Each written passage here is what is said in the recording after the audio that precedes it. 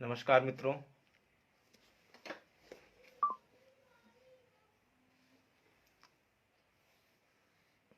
आज आप सभी के समक्ष कुछ विशेष परिस्थितियों के चलते आप सभी के समक्ष बीच में आना पड़ रहा है। और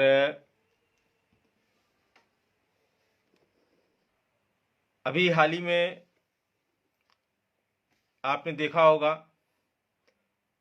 कि एक हाल 2 दिन पहले क्या, प्रतिदिन ऐसा कोई दिन नहीं जा रहा है जिस दिन हमारे बीच से कोई साथी इस दुनिया से अलविदा नहीं हो रहा है। ऐसा कोई दिन नहीं जा रहा है। प्रतिदिन एक दो मौतें प्रतिदिन हो रही हैं हमारे बीच से।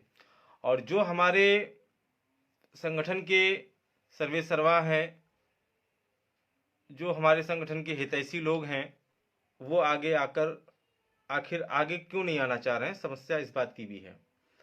और मैं समझता हूं कि उनके आगे भी व्यवस्था है, विवश है कि आखिर हम क्या किन मुद्दों को लेकर आगे आएं, जहां तक मैं समझता हूं। लेकिन कम से कम एक सकारात्मक प्रयास करना चाहिए। सुनील जी नमस्कार। नमस्कार बिरजू पायल जी। तो अभी आपने देखा कि शिक्षा मित्र केयर समिति का निर्माण शिक्षा मित्रों के सुख दुख के लिए, और एक ऐसे समय के लिए जब हम विषम परिस्थितियों में होते हैं। उन विषम परिस्थितियों में हम अपने साथी की मदद कैसे कर सकते हैं, उसके परिवार की मदद कैसे कर सकते हैं। और मैं समझता हूं कि जब तक हम लोग जिंदा हैं तो हम लोग अपने परिवार का भरण पोषण कर सकते हैं। मैं समझता हूं कि कैसे भी करके कोई भी आदमी भरण पोषण बच्चों का आराम से करेगा। लेकिन समस्या तब ज़्यादा उत्पन्न होती है जब जिम्मेदार आदमी, या ये कहें कि जो कमाने वाला व्यक्ति है, वो नहीं रहता है। तो इन्हीं सारी चीज़ों को लेकर के गौतम जी नमस्कार, विकास शर्मा माथुर जी नमस्कार, इंद्रपाल जी नमस्कार। तो जब व्यक्ति नहीं रहता है तब ज़्यादा समस्याओं का सामना करना पड़ता है। और इसी परिप्रेक्ष्य में मैं आप सभी लोगों को बता दूं कि कानपुर देहात से हमारे केयर समिति के सदस्य थे शशि भूषण सिंह जी, झिंझक ब्लॉक है कानपुर देहात में, वहाँ के वो निवासी थे। और 48 घंटे में उनके साथ में जो घटना हुई है वो मैं बयान नहीं कर सकता। अटैक पड़ा रात में 10:30-11 बजे के आसपास, और अटैक पड़ते ही जो वहाँ के शिक्षा मित्र थे, जो उनके मित्र थे, उन्होंने भर्ती कराया, परिवार के लोगों ने भर्ती कराया, और फिर मॉर्निंग में लेकर के कानपुर आए। कानपुर में सुबह 7:30 बजे वो एडमिट रहे, और 6 बजे इस दुनिया से अलविदा हो गए। मैं फिर वही बात कहूँगा कि उत्तर प्रदेश की सरकार और वर्तमान विभाग बिल्कुल मौन है। आखिर क्यों? ये सवाल उन मीडिया के लोगों से भी है। अगर मेरा वीडियो आप सभी लोग देख रहे होंगे तो मेरा सवाल उन मीडिया के भाई बंधुओं से भी है। मोरबी में 125 लोग खत्म हो गए, मर गए, जिसमें अधिकांश संख्या बच्चों की थी, माताओं की थी। उनकी आत्मा की शांति के लिए हम भी श्रद्धांजलि देते हैं, मृतात्मा की शांति के लिए। लेकिन उत्तर प्रदेश में 4000 से अधिक शिक्षा मित्र आज की डेट में खत्म हो चुके हैं और प्रतिदिन जा रहे हैं। लेकिन उत्तर प्रदेश की सरकार हो, या मानवाधिकार आयोग हो, या महिला आयोग हो, या सत्ता में बैठे जितने भी हमारे सम्मानित सांसद और विधायक लोग हैं, किसी को नहीं दिखता। जबकि आजकल सोशल मीडिया का प्लेटफॉर्म ऐसा है कि जहां पर आकर के हम अपनी पीड़ा को बताने का काम करते हैं, दिखाने का काम करते हैं, सारी चीजें सब लोग देख रहे हैं, उसके बाद भी नजरअंदाज लगातार किया जा रहा है। वो चाहे फेसबुक के माध्यम से हो, ट्विटर के माध्यम से हो, या अन्य जो सोशल मीडिया के प्लेटफॉर्म है। इतना सब कुछ होने के बाद भी नहीं दिखाया जा रहा है। आपने देखा होगा अभी हाल ही में पंजाब में वहां पे जब चुनाव हो रहे थे तो आज तक ने एक बहुत बड़ी कवरेज दिखाई थी। आज तक ने कवरेज दिखाई और उनका संविदा कर्मचारियों का दर्द बयां किया। खैर वहां पे सरकार बदली, आम आदमी पार्टी की सरकार आई और उन्होंने बहुत अच्छा काम किया। पंजाब है, बिहार है, उड़ीसा है, और भी ऐसे राज्य हैं जो वहां पर संविदा कर्मचारियों के हित के लिए सकारात्मक कदम उठा रहे हैं। उड़ीसा ने तो बहुत ही अभूतपूर्व कार्य किया पूरे देश में। मैं समझता हूं ऐसा कोई काम किसी सरकार ने नहीं किया होगा, पटनायक जी ने, कि संविदा प्रथा को ही खत्म कर दिया, संविदा प्रथा को। और एक हमारे यहाँ है कि संविदा प्रथा अभी चालू है। आपने देखा होगा कि माध्यमिक शिक्षा विभाग में लगभग 25-30 हजार पद संविदा पर रखने की तैयारी है, पूरी तैयारी है। एक तरफ एक राज्य ऐसा है जो संविदा प्रथा को खत्म करने के लिए कसम खा रहा है, और एक राज्य ऐसा है जो कह रहा है नहीं, हम तुम्हें तो नौकरी देंगे लेकिन संविदा पे देंगे। अब आप ये बताइए कि आज हम लोग जैसे 40-45 साल की उम्र में आकर के संविदा की नौकरी कर करके ये पता नहीं कि कल का भविष्य क्या होगा, कल हमारे साथ क्या होगा जब उम्र 40 और 45 साल की हो गई है। तो अब ये जो 18 साल के लड़के हैं, ये जब संविदा की नौकरी करेंगे और भर्ती होंगे, तो आने वाले 5 साल बाद ये भी इसी दहलीज पर खड़े होंगे, इसी दहलीज पर, जिस दहलीज पर उत्तर प्रदेश का 1.5 लाख से अधिक शिक्षा मित्र खड़ा हुआ है। और 1.5 लाख नहीं मान्यवर, ये उत्तर प्रदेश के 15 लाख संविदा कर्मियों की समस्या है। वो चाहे होमगार्ड हो, आंगनवाड़ी हो, अनुदेशक हो, शिक्षा मित्र हो, प्रेरक हो, आशा बहुएं हो, या जो भी संविदा के लोग हैं, जितने भी संविदा के, वो चाहे बिजली विभाग के हों, मनरेगा के हों, जितने भी लोग हैं, ये सभी के सामने समस्या है। और मैं समझता हूं कि इस समस्या का समाधान एक उग्र आंदोलन के जरिए ही होगा, और उस उग्र आंदोलन की रणनीति 2023 आते आते हम सभी को बनानी है। इस बात को आप कंठस्थ कर लें।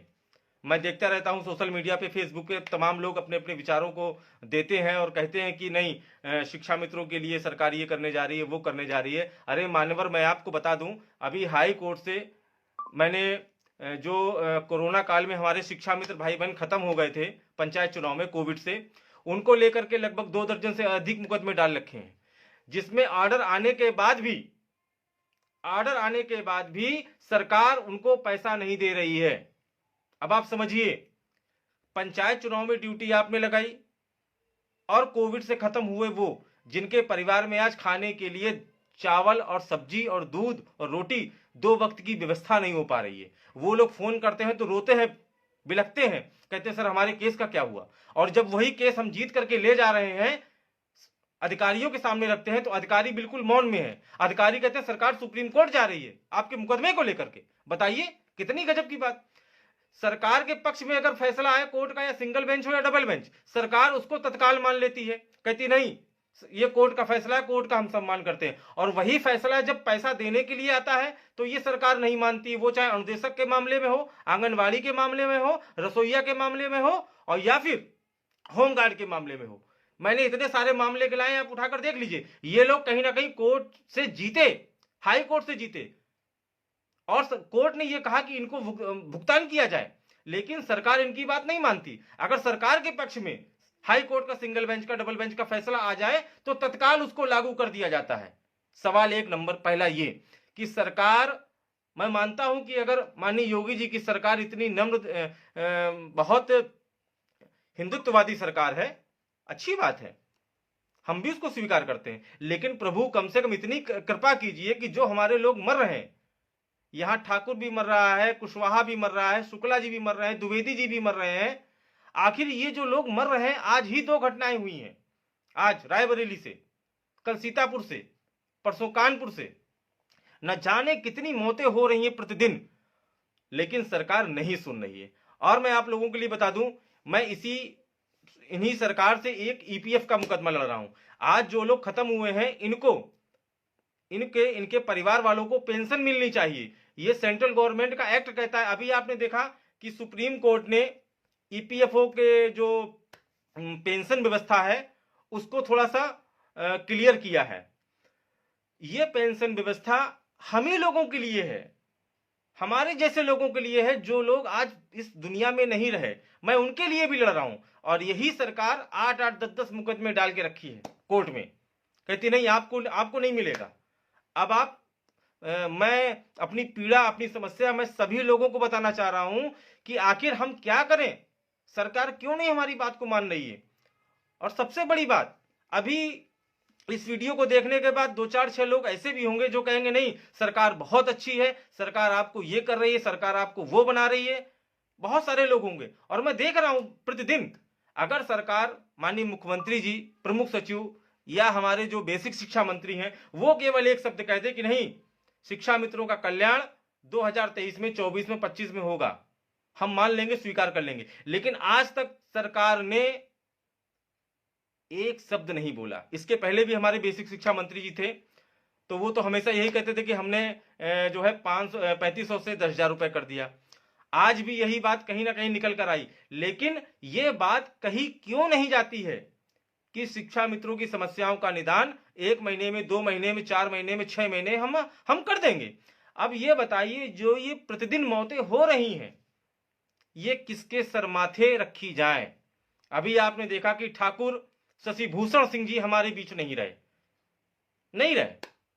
विभाग ने कोई मदद नहीं की, मंत्री जी ने कोई मदद नहीं की, बेसिक शिक्षा विभाग ने कोई मदद नहीं की, माननीय मुख्यमंत्री जी ने कोई मदद नहीं की। और यही अगर ठाकुर साहब, मेरा कहने का मतलब समझिए, यही व्यक्ति, छोड़ दीजिए, यही कोई व्यक्ति अगर देसी दारू पी के अगर मरता तो उसको कम से कम 2 लाख रुपए का मुआवजा मिलता।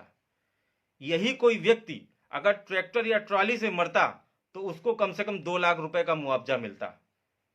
तो मान्यवर, हम लोग तो 18 साल, 20 साल से आपकी सेवा में हैं, फिर हमें ये सुविधाएं क्यों नहीं दी जा रही हैं? तिल तिल मरने पर मजबूर कर दिया गया है। और सवाल इस बात का है कि शशिभूषण जी के 3 बच्चे थे, जिसमें 2 बेटियां थी, दोनों बेटियां जुड़वा थी और उम्र थी 23 साल। हमसे शेयर करते थे कि त्रिभुवन जी, ये बच्चों की शादी करनी है, कैसे होगा? ये शादी करनी है, 23 साल की उम्र है। त्रिभुवन जी, 10,000 में तो बड़ा मुश्किल है। तो मैंने कहा, भाई साहब, केयर समिति के सदस्य बनिए और हम लोग थोड़ा थोड़ा मदद करेंगे। लेकिन ईश्वर को मंजूर नहीं था,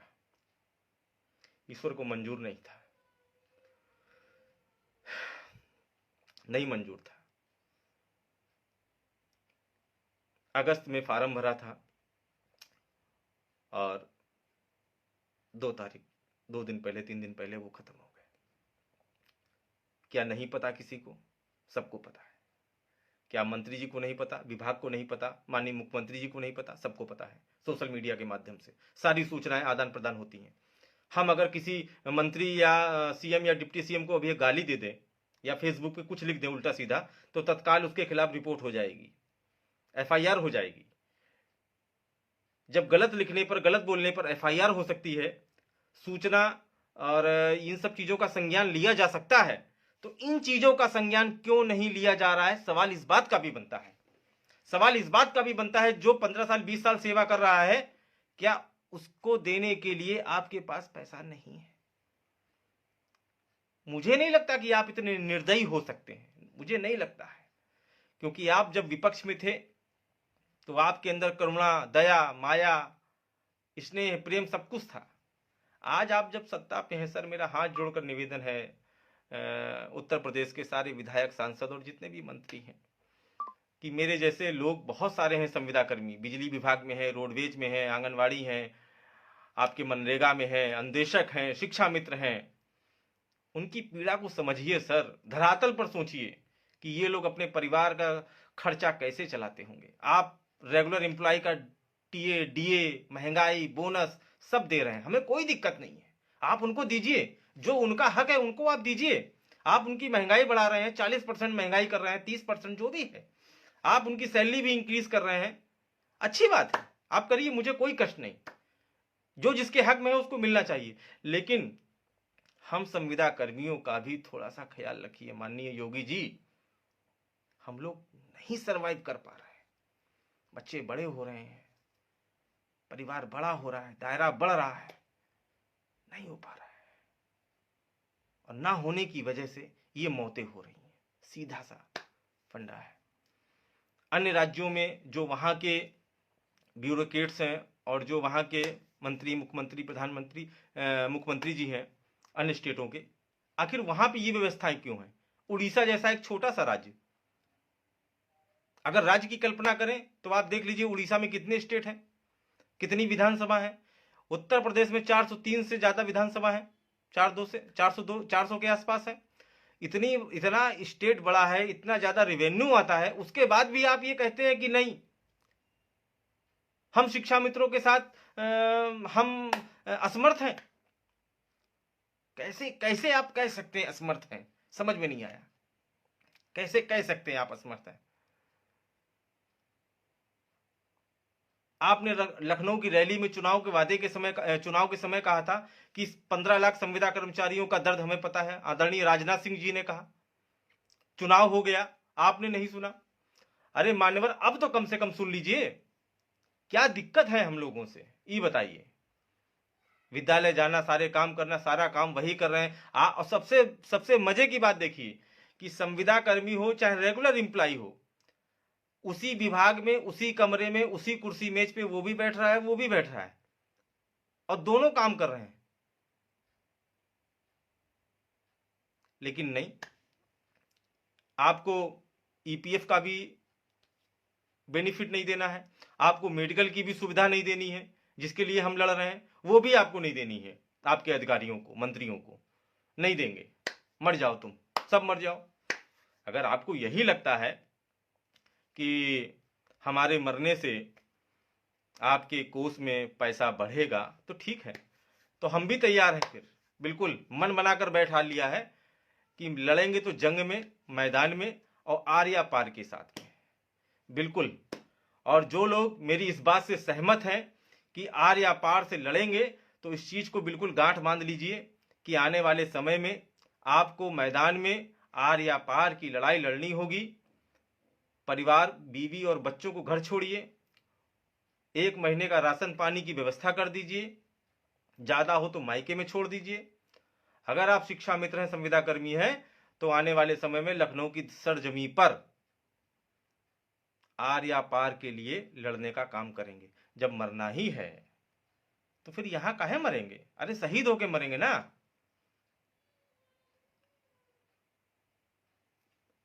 बहुत से लोग केयर समिति का फॉर्म नहीं भर पा रहे हैं, पूछ रहे हैं बार बार। मैंने बार बार अपील करी कि शिक्षा मित्र केयर समिति का आप लोग गूगल पर scsup.in डालें। इतना समय हो गया, उसके बावजूद भी लोग लिंक पूछ रहे हैं। कोई दिक्कत नहीं, scsup.in लिखें, वेबसाइट खुल जाएगी, वहां पे अपना रजिस्ट्रेशन करें। रजिस्ट्रेशन करने के बाद जो लोग सहयोग कर रहे हैं, वो सहयोग गूगल पे पर, फोन पे के माध्यम से करें कैंडिडेट को, और उसका स्क्रीनशॉट भी अपलोड करने की व्यवस्था वेबसाइट पर बना दी गई है। उसके बावजूद भी लोग बहुत सारे पूछ रहे हैं कैसे करना है, क्या करना है। तो मैं समझता हूं कि इतनी छोटी सी बात आप लोग नहीं समझ पा रहे हैं, तो फिर कैसे बताया जाएगा। तो मित्रों, मेरा आने का उद्देश्य केवल ये था कि आप लोग संयम और धैर्य से काम लें। अवसाद में आकर के बहुत सारी घटनाएं प्रतिदिन हो रही हैं, पता नहीं चल रहा है, कोई एक्सीडेंट से जा रहा है तो कोई हार्ट अटैक से मर रहा है। और जो शशि भूषण सिंह के साथ घटना हुई है, ये इलायची तक नहीं खाते थे, और ना इनको कभी कोई समस्या थी, ना कभी बीमार रहते थे। इनको अटैक पड़ा है, मुंह से झाग निकला है 10:30 बजे, टेंशन में थे, मैं जान रहा हूं, मेरी बात होती रहती थी भाई साहब से, और ये घटना घट गई।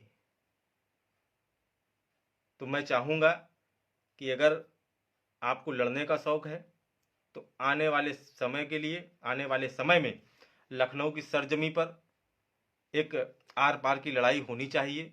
और मैं विशेष अपील कर रहा हूं, जितने भी शिक्षा मित्र साथी हमारी बात को सुन रहे हैं, वो इस बात को कंठस्थ कर लें कि जब तक आप आर या पार की लड़ाई नहीं लड़ेंगे, चूंकि मौतें हो रही हैं, मेरा भी नहीं पता कि मेरी मौत कब आए, नहीं पता, आपको भी नहीं पता कि आपके साथ कब, कल क्या होगा, आने वाला कल क्या होगा, और कल किसकी मृत्यु निश्चित है, कल किसकी मृत्यु निश्चित है नहीं पता। शाम तक ये चीज आ जाएगी निकल कर कि फलाने आदमी नहीं रहे, फला व्यक्ति नहीं रहा। तो जब मरना ही है तो फिर ऐसे नहीं, फिर तो आर या पार करके लड़ा जाएगा ना। अब नहीं, अब बर्दाश्त से ऊपर है, अब बर्दाश्त से ऊपर है। क्योंकि एक एक संयम होता है, आदमी कहाँ तक संयम रखे, कहाँ तक संयम रखे, कब तक रखे संयम रखे। ये रोज होती मौतें, अभी किसी मंत्री विधायक का लड़का मरा होता, मुझे याद है, मुझे नहीं कहना चाहिए, मैं क्षमा चाहता हूं। आदरणीय कौशल किशोर जी सांसद जी हैं, मंत्री भी हैं, इनके पुत्र नशे की लत ने इनके पुत्र को खत्म कर दिया। तब से आदरणीय कौशल किशोर जी एक मुहिम चला रहे हैं प्रदेश और देश में, नशा मुक्ति अभियान। क्यों? अपने लड़के की याद में। आखिर आपको अपना लड़का इतना प्यारा था कि जो चला गया। आप कल्पना कीजिए, इतने लोग जो मरे हैं। शशिभूषण सिंह जी को ले लीजिए, पिताजी उनके जिंदा हैं, 80 साल की उम्र है। अब आप समझिए कि 80 साल का के जो पिताजी हैं उनके, अपने कंधे पर बच्चे को कैसे उठाए होंगे। कल्पना कीजिए मंत्री जी, कल्पना कीजिए विधायक जी, जितने भी लोग सुन रहे हैं, कल्पना कीजिए कैसे उठाए होंगे 80 साल का पिता। लेकिन ना, अपनों का दर्द लोगों को लगता है, लेकिन दूसरे का दर्द नहीं समझ में आता है। इसी कोरोना काल में 200 से अधिक शिक्षा मित्र मर गए। जब पैसे की बारी आती है तो पैसा नहीं है। जब कहते हैं कि कोर्ट जो डिसाइड करेगा वो मानेंगे, कोर्ट डिसाइड कर देता है 2 महीने पहले की बात है। कोर्ट का ऑर्डर आ चुका है पक्ष में इन लोगों के, किनके जो गरीब हैं, शिक्षा मित्र हैं, संविदा कर्मी हैं। सरकार कह रही नहीं, पैसा नहीं देना, हम तो सुप्रीम कोर्ट जाएंगे। अभी यही फैसला सिंगल बेंच का अगर आपके पक्ष में आ जाता तो आप तैयार हो जाते कि नहीं। और मैंने देखा 68,000 भर्ती हो या 69,000 भर्ती हो, सिंगल बेंच का भी अगर फैसला आ गया, आपने उसको तत्काल रातों रात पत्र जारी करके लागू कर दिया कि नहीं, हम कोर्ट से जीत गए। लेकिन अगर शिक्षा मित्रों के मामले में या अन्य संविदा कर्मियों के मामले में कोई फैसला आता है, आया है, होमगार्ड के मामले में आया, रसोइयों के मामले में आया, आंगनबाड़ी के मामले में आया, अनुदेशक के मामले में आया, 17,000 रुपए देने का नहीं किया सरकार ने। क्यों? पैसा देना पड़ेगा। अन्य चीजों के लिए है। मेरी आप सबसे हाथ जोड़कर निवेदन है कि थोड़ा समय और देख लेते हैं, उसके बाद आप सभी लोग एक हों, जितने भी संगठन के लोग हैं एक हों। नेतृत्व करने वाले 10 हो जाएं कोई दिक्कत नहीं, 20 हो जाएं, 100 हो जाएं कोई दिक्कत नहीं, लेकिन सभी लोग एक हों, क्योंकि अब समय है। अब मौतें बर्दाश्त नहीं होती हैं, मौतें प्रतिदिन हो रही हैं, अब मौतें बर्दाश्त नहीं होती हैं। बाकी मैं आप सबसे विशेष अपील करूंगा कि जो लोग शिक्षा मित्र केयर समिति के सदस्य नहीं बने हैं, सदस्य बने। हम सभी लोग एक दूसरे की मदद विषम परिस्थितियों में कर सके। बच्चों की, बेटियों की शादी के लिए, पेंशन के लिए, पेंशन की भी व्यवस्था रखी है इसमें, ना रहने पर है, और बेटियों की शादी के लिए है। तो मेरा आप सभी से विशेष अनुरोध है, अपील है कि आप सभी लोग शिक्षा मित्र केयर समिति से जुड़ें और एक दूसरे का सहारा बने। आने वाला कल क्या होगा नहीं पता। बाकी मैं जितना प्रयास कर सकता हूं उतना प्रयास कर रहा हूं। हाई कोर्ट हो या सुप्रीम कोर्ट हो, मैं अपना प्रयास कर रहा हूं। अभी उसमें क्या है बताने के लिए नहीं है, लेकिन हाँ, अगर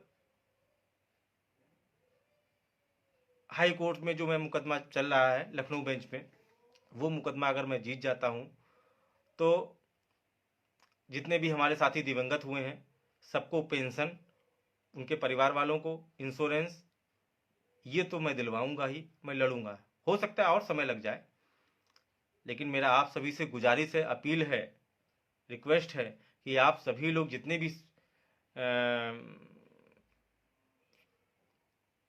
संगठन के लोग हैं, सभी लोग एक दरी पर बैठने का काम करें। क्योंकि इन मौतों की पीड़ा उस परिवार से पूछिए जिसके परिवार में आंगन में मिट्टी में, आंगन में उसके मिट्टी रखी हो। उससे ज्यादा दर्द कोई समझ नहीं सकता, कोई नहीं समझ सकता, कोई नहीं समझ सकता। तो थोड़े से ठंडे दिमाग से, धैर्य चित्त से समझने का प्रयास करें कि अब वो समय आ गया है जब हमको आर या पार की लड़ाई लड़नी होगी। अगर सरकार करती है तो अच्छी बात है, हम सरकार का स्वागत करते हैं, लेकिन हम किस मुंह से कहें, किस मुंह से कहें बताइए। लगातार हो रही मौतें, एक शब्द ना बोलना, आखिर समझ में नहीं आता है क्या कहा जाए। तो मैं अपनी बात को यहीं ख़त्म करता हूं और पुनः आप सभी से अपील करता हूं कि हमारे शिक्षा मित्र केयर समिति के जो सदस्य हैं शशि भूषण सिंह जी, उनके परिवार के जो नॉमिनी का अकाउंट जारी किया गया है बच्चे का, तो उसमें सभी लोग 50 रुपये का सहयोग जमा करें।